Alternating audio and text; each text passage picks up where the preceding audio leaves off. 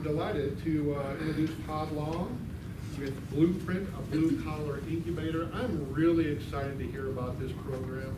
Lincoln has done a great job cultivating the high-tech sector in Lincoln, and you hear about it in the paper all the time.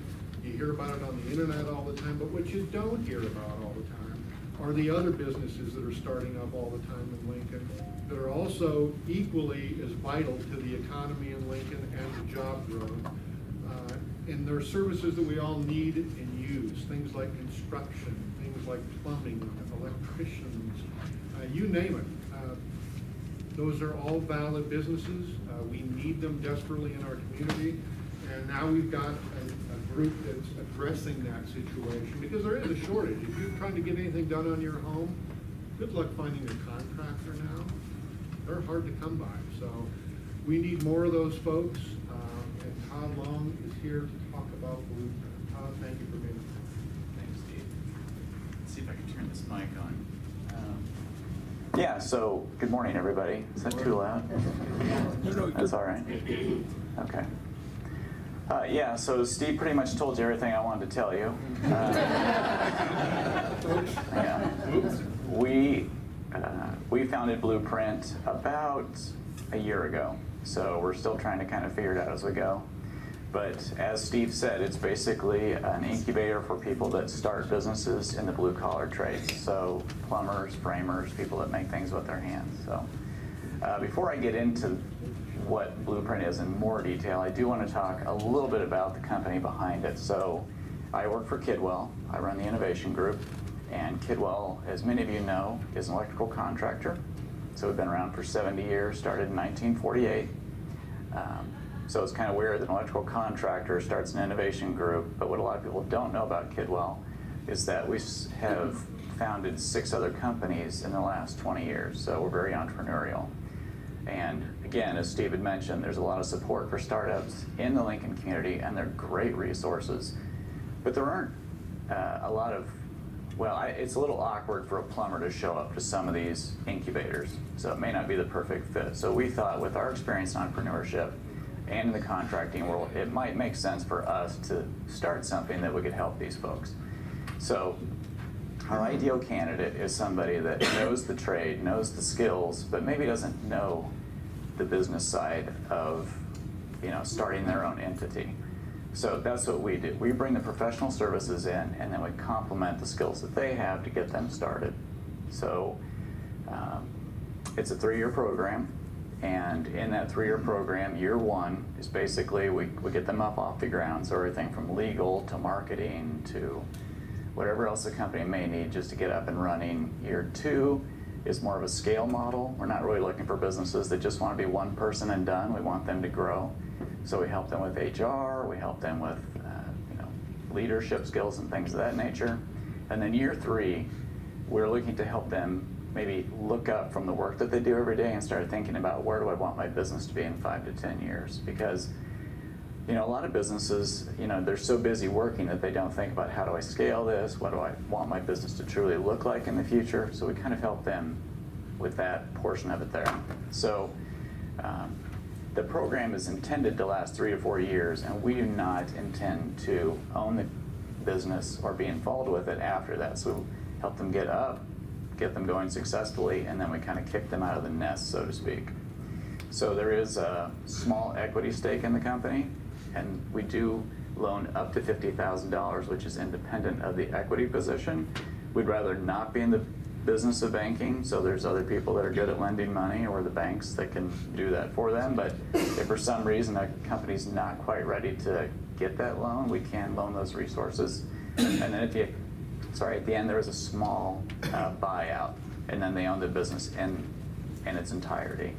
So that's kind of the quick version of it. Like I said, Steve stole my thunder and took all the good parts. So let's see here if I can cover anything. So that's the quick summation. I do want to, so we have had about 20 different companies apply so far. About half have walked away just because I think that they might have gotten scared that maybe they weren't quite ready to launch their own entity. Others were still cultivating. We got a request for somebody that works with excavating that came in yesterday.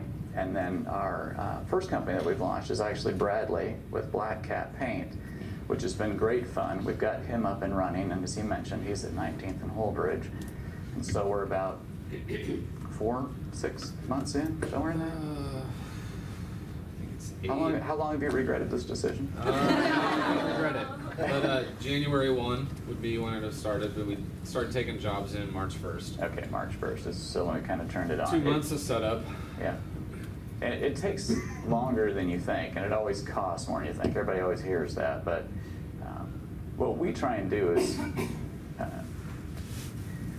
perhaps avoid some of those headaches that occur early on. And so you can't always know everything that you're looking for, whether it's something as simple as, when we started negotiating with vendors for Bradley, maybe they don't feel like they need to pay that much attention to a one-person shop, but if they have the strength of a 200-person company standing behind them, we can help them kind of negotiate some of those things and tell them they do need to pay attention, they do have deeper pockets than they may appear to have, and the resources available to them. So we have that, and then, we just kind of partner every day and work on different things that you may need, from, hey, let's try this, or let's try that. It's pretty straightforward. So that's the program. I've got a comment question. Okay. We'll open it up. What's the size of your staff and who's on it? Do you have marketing people and accountants? Right. Yeah. So thank you. So we are 225 people. We have 3 offices: Kearney, Lincoln, and Omaha. And as I said, we've been around 70 years. And so we grant access to all of those resources to our candidates. So for example, just keep pestering Bradley here. We have marketing people that, we've got some people that work on social media, and we've got some people that work on web, and we've got whatever. And so Bradley and I will come up with an idea, and hopefully most of them are good, and then we'll just kind of kick it down to the various resources in our organization and have them put it together and send it out. Don't forget about all the cars you guys wreck too. Yeah, so we're really good at wrecking cars. So we have a fleet of 75 vehicles, and just wrecked one this week. You're welcome. Yes. So how do people find you? You kind of host your own Shark Tank or any? So yeah, good. Yeah, certainly. So we have a website. People just go online and apply. It's pretty straightforward. We're very transparent. We just kind of bring people in, and we get to know you, and you get to know us. I have some very simple questions like, where are your first customers going to come from? Usually that's the hardest question to answer for most people. I think it scares people. I think they believe that they're just going to open the door and business is going to walk in. And for anybody that owns a business, they know it doesn't work that way. It's really hard to get customers.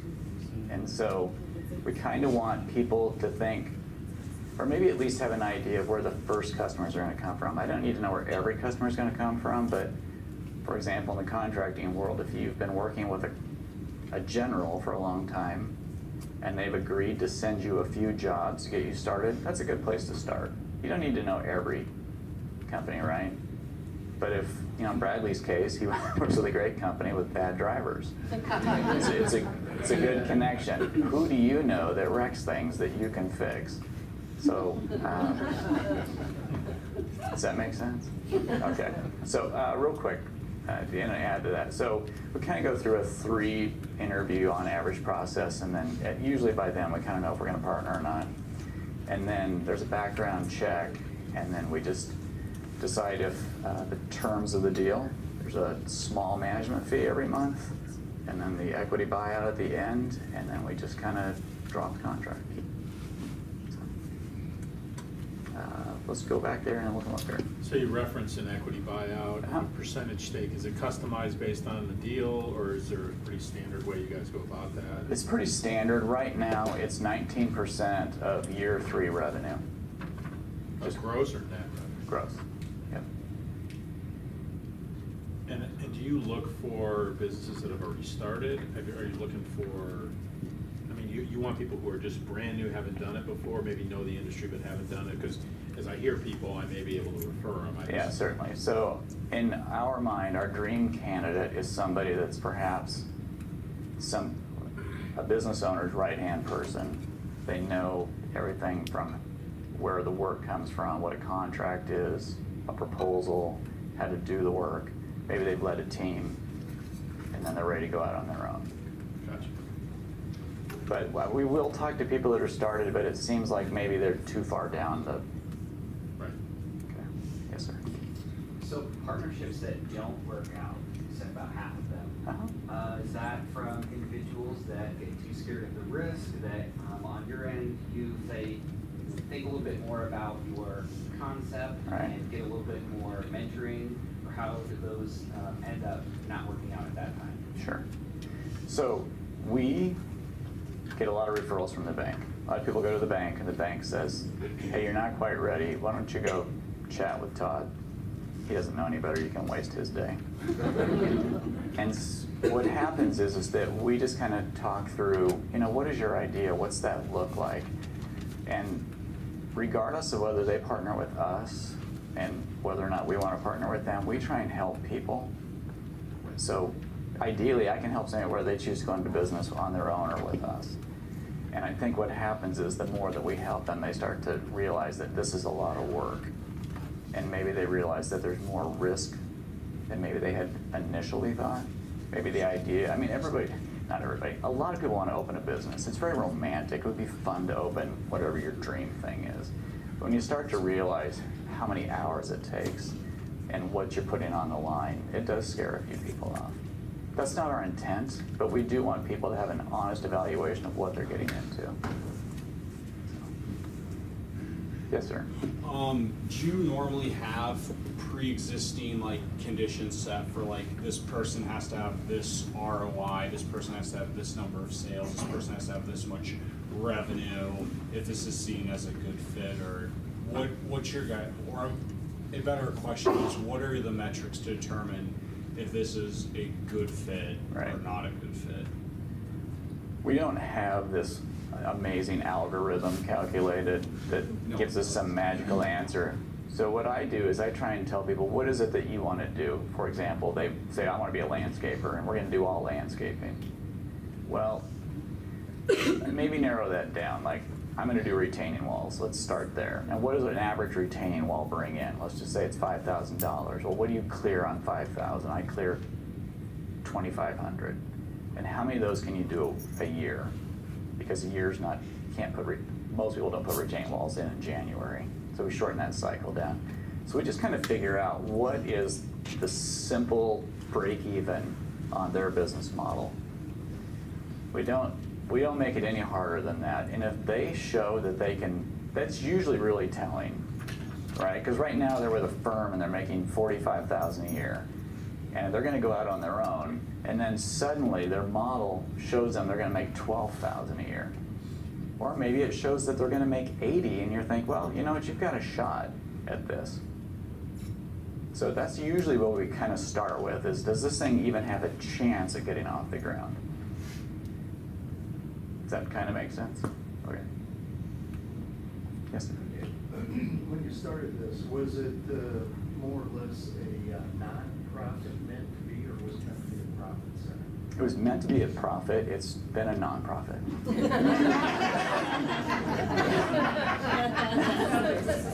Yeah. But we are sticking to it, so we do like the model. So, yes. I have a question about the physical space. You said he was at Bradley is at 19th and Holdridge. Is that Kidwell space then? And is it a building with bays in it that people can rent, or how does that all set up? So let's say that you're going to do something, I'll go back to the landscaper. If the landscaper just needed a place to store their equipment and an office and technology, we can provide all that in a Kidwell building. In the case of Bradley, who needs a paint booth and some other very specialized tools, he needs his own space. So Black Cat rents its own property from another entity here in Lincoln. So yeah. Back to your question real quick, and then I'll get to you. The monthly fees that we charge are intended to kind of break even, and we thought that we would make money on the buyout at the end. But we'll see if we ever get to break even on this. So we do enjoy starting companies. So yes. What's the biggest challenge you face? I think so we want our companies to be successful, obviously for, I don't know, a host of reasons, moral, and just making money.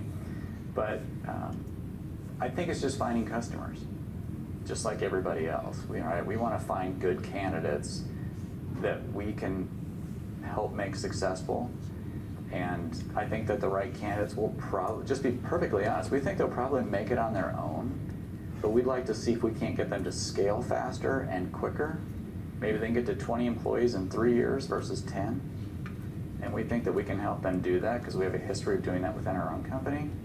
We've hired 100 people in the last 3 years. So, yes, sir. I think it's ingenious what you're doing. There's a real need. Well, we hope. Yes, sir. I think what we are covering right now is from the entrepreneur side. From the consumer side, what's the benefit to the consumer? So, The clients, Bradley's customers or Bradley? Bradley's customers. Well, I mean, as in for Lincoln and Nebraska, sure. what's the benefits of those systems? Okay.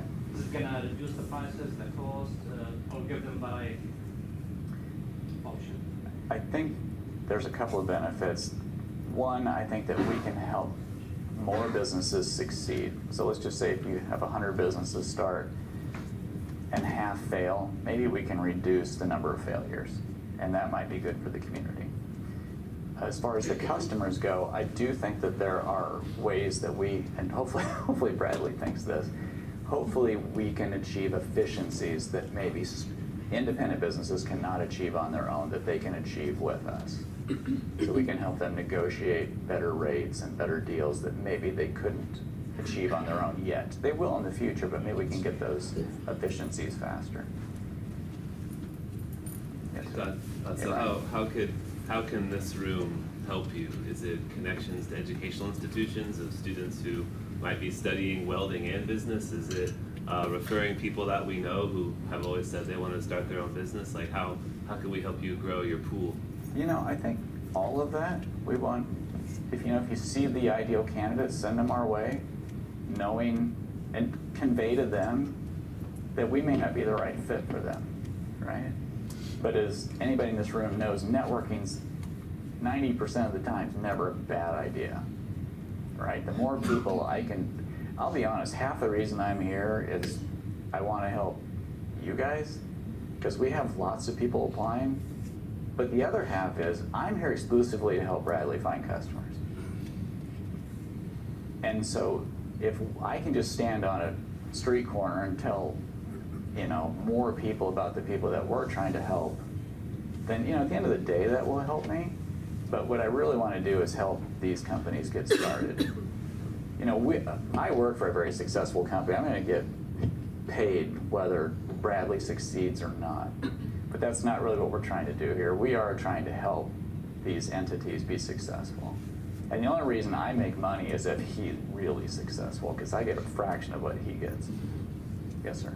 Is this is this something that you guys found elsewhere that you're modifying or doing here?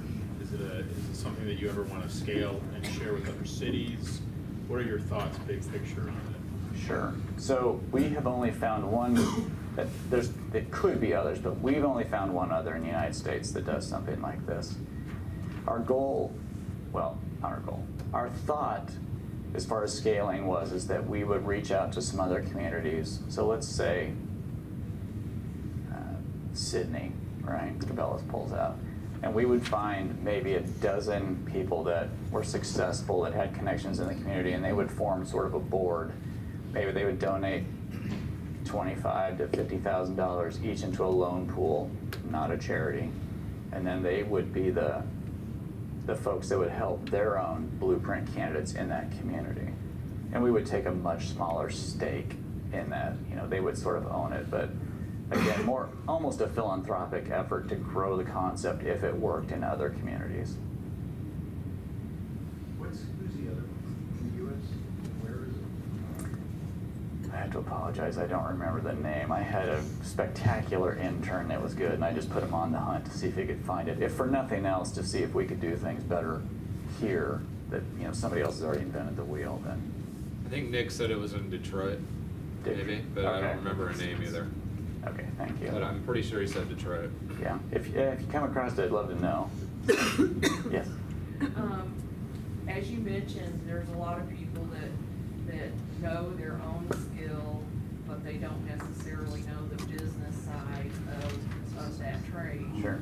Is there certain materials or books or training that they get for that, or are you guys primarily helping them fill in those places with your own marketing things? Will they know how to run the business when they leave?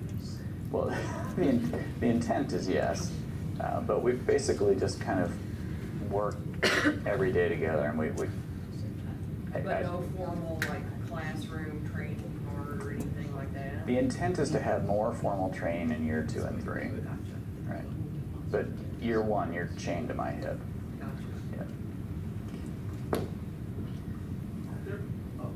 Yes, sir? Is there preferential treatment or incentives for innovating the product business? So when you say incentives for innovating, are as far as like a tax credit, or are you saying that we prefer companies that are doing something innovative? The second, okay. Yes. My boss loves people that do things a little differently. So he thinks that there's a competitive advantage if a company comes in and they have a new idea. Now, most people that come in don't. Most people just, they want to frame houses, and they're going to frame it the same as everybody else does. But I will say that my boss really likes people that go out and do things that are just, maybe they have a new idea. And so we would like to see those ideas. But I don't know that we're not going to discourage anybody that doesn't have that, but we would like to see that. Yes, sir. Have you engaged in the conversation with the BluePrint for Nebraska group? We have talked to a couple people over there, and we just don't kind of know what their full focus is yet. We've been out to their website. I think we could complement it. We're certainly not competing with it. Would you value getting and being a part of that? We would certainly welcome the conversation, yeah. Okay. Yeah. I'll talk to you. Okay. How about yes? Yeah. You had a question? You mentioned before about there's a lot of these places, the innovation centers as they are, most 99.9% devoted to software. Right. Obviously, what you're doing here is, as you put it, blue-collar trades, and I understand that. Yep. There's one other niche that I'm a part of that I'm not sure if I fit in this or not. Yep. I do manufacturing. Yep. Can't really call it blue-collar since I lace machines used in alter circles. Right. And laser. Right. Yeah, it's not what we typically. We would consider, if you had to split this 50-50, us and them, I would say that you are us. Okay. So we're dealing with a machine shop right now that has potential to come on board. And so blue collar isn't just some man or some woman with a hammer and a tool belt, right? It's people that build things. And we kind of consider manufacturing, which is far more sophisticated than it was 100 years ago. But we do think that even, it's going to be hard for somebody that's a machine shop to go into one of these digital shops and kind of, it's just going to be awkward. It's not that they're not going to be welcome.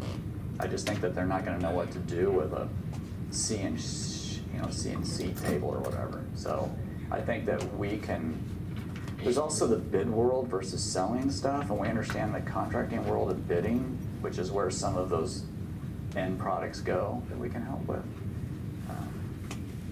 So I do think that we can cater to your world.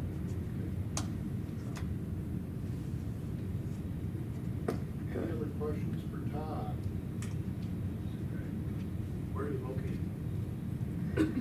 Lincoln office is at 33rd and Superior, just north of there.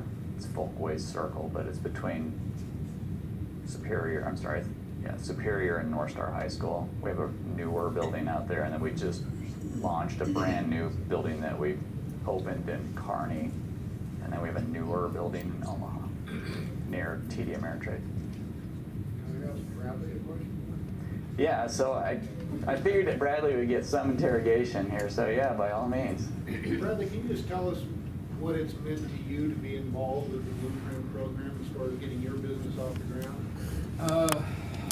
I believe in timing and gut feeling and knowing when something's right, and the timing was right. And, my gut told me yes, and I put a lot of value there.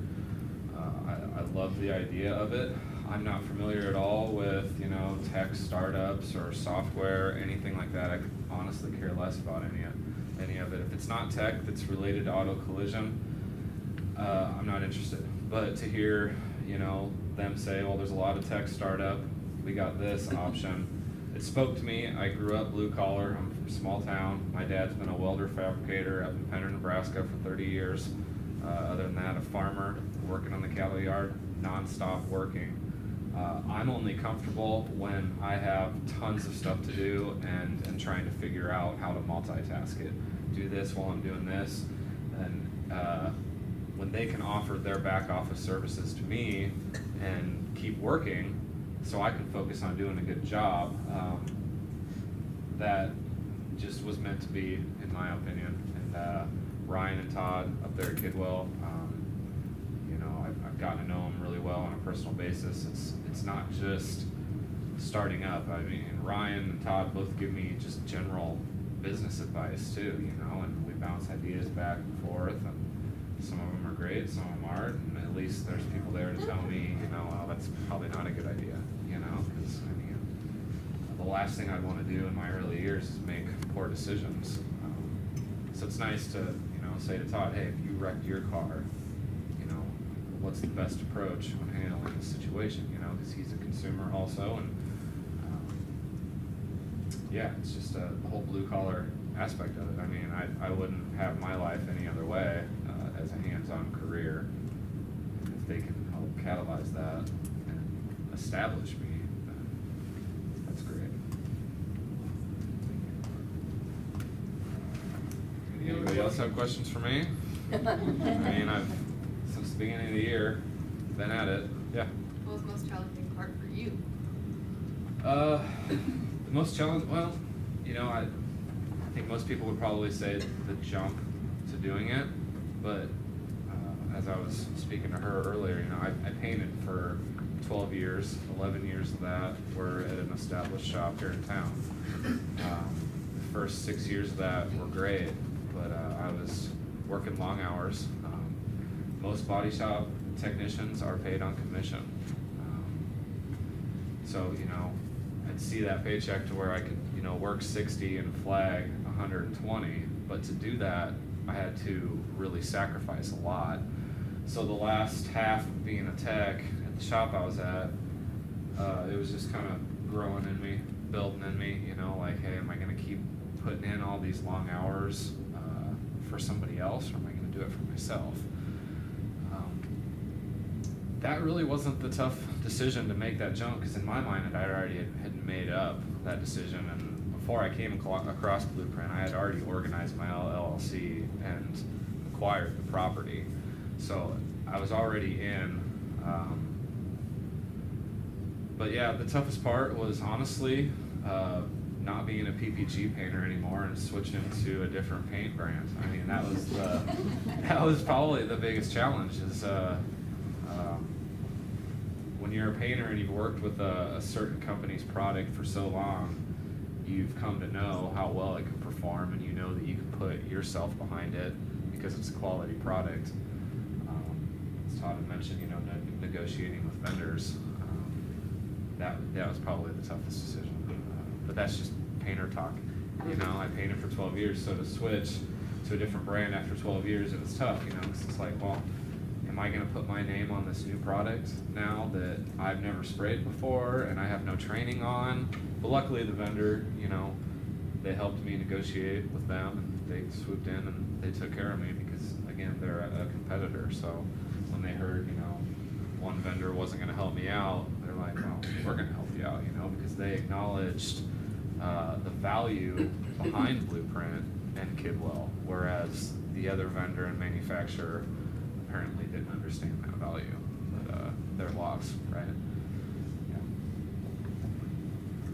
And just to add to that, it's, when you're painting, obviously the value in Bradley's previous life was just paint, how it worked, and that's still very important because the quality is everything in his shop.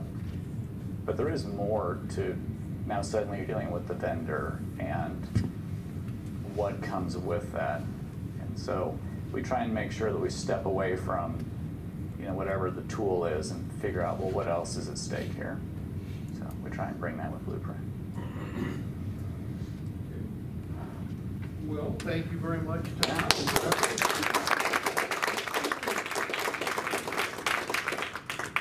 I want to thank you both for being here and speaking and sponsoring by giving you a Focus Suite mug. Well, thank you. Thanks. Bradley, there's one here for you too. So thank you both for your time and for bringing the donuts. Yeah. We appreciate it. Before we do our drawing, does anybody still want to get into the drawing? Any more business cards? Going. First thing we'll draw for, Kat, you have your... Yep, Steve, Leanna had a card she wanted to put in.